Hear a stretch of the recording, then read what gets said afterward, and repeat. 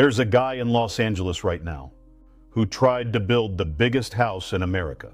He ended up bankrupt, sued, humiliated, and his house sold for a quarter of what he wanted for it before he ever got to spend a single night in it. I'm Mo Matthews, and today I'm going to tell you two stories. One from 1853, one from right now. Same lesson, different century. If you stay with me to the end, I'll show you how to make sure that lesson doesn't catch you. Ever heard the saying, keeping up with the Joneses? Of course you have. Everybody has. But most people don't know there was an actual Jones. Her name was Elizabeth Schermerhorn Jones. In 1853, she built a 24-room Gothic mansion along the Hudson River, about 100 miles north of New York City. She called it Wyncliffe. Tiffany skylights, 9 bedrooms, 5 bathrooms, 4 fireplaces, 80 acres of sweeping Hudson River views, boathouses, carriage houses, and tennis courts, where the players could enjoy cold beer piped directly from the main house. This was 1853. They were piping cold beer to the tennis courts. In 1853, Elizabeth Jones was related to two of the most powerful families in New York, the Astors and the Whartons.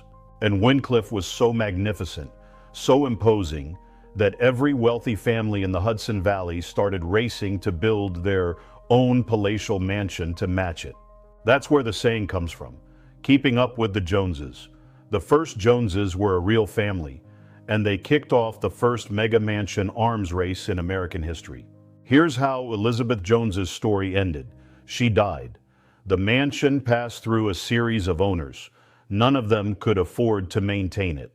By 1950, abandoned. Never lived in again. Today, Wyncliffe is a pile of bricks. Walls missing, floors collapsed, entire sections of the home gone. And a couple years ago, the crown jewel of American high society, the mansion that launched an entire phrase in our language, sold at auction for $120,000. That's less than a used car costs in some zip codes now. Now, you might be thinking, Mo, that's a 170-year-old story. What does it have to do with me? Here's what.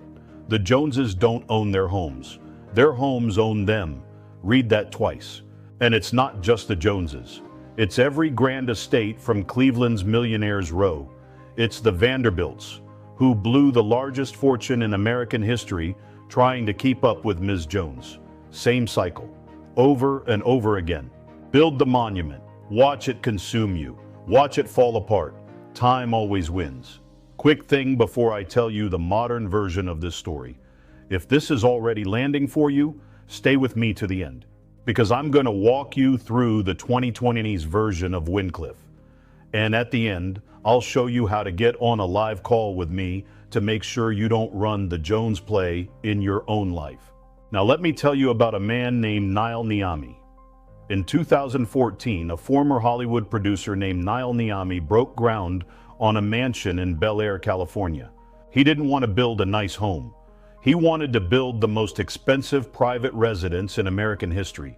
He called it The One, not a metaphor. That was the literal name. He said there was no house like it, and he wanted to list it for sale at, and I want you to hear this number slowly, $500 million for one house. Here's what he built. 105,000 square feet, 21 bedrooms, 42 bathrooms, a 10,000 square foot sky deck, a 30-car garage with 2 display turntables, a 4-lane bowling alley, a movie theater, a nightclub, a hair salon, a Monaco-style casino, a 400-foot jogging track, 5 swimming pools, including a moat with an infinity edge. Fortune magazine did the math on this thing. It was going to require 50 HVAC systems and cost $50,000 a month in electricity just to cool an empty house. 50 grand a month in electricity to cool a house nobody was living in. Now, just like Elizabeth Jones in 1853, Niami wasn't just building a house. He was trying to set a standard, start an era. He wanted to be the Joneses. The Bel Air neighbors didn't take it well. They formed a homeowners alliance, arguing this project was so big It should be regulated as a commercial development. And in 2016, the Los Angeles City Council actually rewrote city ordinances, specifically to prevent other developers from copying what Niami was doing. Let that sink in. The city of Los Angeles had to change the law to stop a mega mansion arms race before it started. That's how big this thing was. Pause for a second. If you're already seeing where this story is headed, if you're already thinking about the Niamis in your own life, your own industry, your own neighborhood, then you're exactly who I want to talk to. I run live discovery calls, not a webinar, not a sales pitch, a real conversation about your business. And right now, if you book one, you qualify for a free business and personality assessment. No charge, no catch. Here's where you go. BeTeachable.com, success. That's BeTeachable.com.success. Book the call, take the assessment. Let's make sure you're not running the Jones play in your own life. Now come back, because the fall of this thing is brutal. The one was supposed to be finished in 2018. It wasn't. Niami had borrowed $82.5 million from a lender called Hankey Capital to finance the construction. By 2021, that debt had ballooned to over $110 million. Construction stalled, the bills piled up. Niami couldn't pay. In March of 2021, Hankey served him with a notice of default. And this is where Niami started panicking. He tried to create a cryptocurrency called the One Coin, backed by the house itself. He was going to sell coins to raise money to pay off the debt. It failed. He pitched investors on turning the One into an event space for big money boxing matches and concerts. The lender turned it down. He filed for Chapter 11 bankruptcy. And by the end of it, the total debt against this property was $165 million. The house went up for sale in January 2022 at $295 million. That was already a $205 million haircut from his original dream. It didn't get a single offer at that price. In March 2022, it went to a bankruptcy auction, and it sold to the CEO of Fashion Nova, a guy named Richard Sagian, for $126 million. With auction fees, the total came to about $141 million. Let's do the math on that. Niami wanted $500 million. He got $126 million. The sale didn't even cover the secured debt against the property. The judge who approved the sale called it a miserable failure. And this is where the modern story gets worse than anything Elizabeth Jones ever went through. Within months, the lawsuits started piling up. Furniture suppliers, former business partners, investors. One longtime investor sued Niami, alleging he had blown millions of dollars on personal expenses. And here's the detail that tells you everything. Niami had pledged his 1983 Gulfstream jet as collateral for a $300,000 loan. Let me translate that.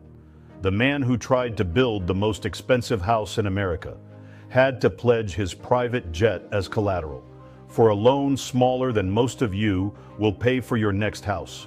That's not wealth. That's a man drowning. And here's the part that proves my entire thesis. Richard Sagian, the guy who bought the One for $141 million, in June of 2025, he turned around and bought another mansion in Beverly Hills for $32 million. Think about what that tells you. The guy who paid $141 million for the biggest house in Los Angeles doesn't even want to live in it full time. He bought a smaller backup house because the truth is, nobody actually needs a 105,000 square foot house. Not even the guy who was willing to pay a fortune for it. Two stories, 161 years apart. Elizabeth Jones, 1853. Niall Niami, 2014. Same arc, same ending. Wyncliffe sat abandoned for 70 years. Today, it's a pile of bricks. The One sold for a quarter of what it cost to build, before its developer ever got to live in it. Same lesson. The Joneses don't own their homes. Their homes own them.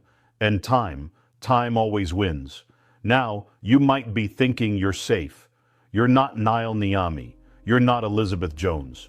You're not building a mega mansion with a moat. Let me stop you right there. Here's the tough love version of this. Systems over moods. Clarity over charisma. Assets over appearances.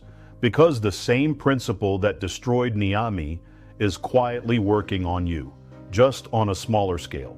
Every time you upgrade the house to match your neighbor's driveway, every time you finance a lifestyle instead of building an asset base that can fund one, every time you buy something to impress instead of something to produce, you're running the Jones play.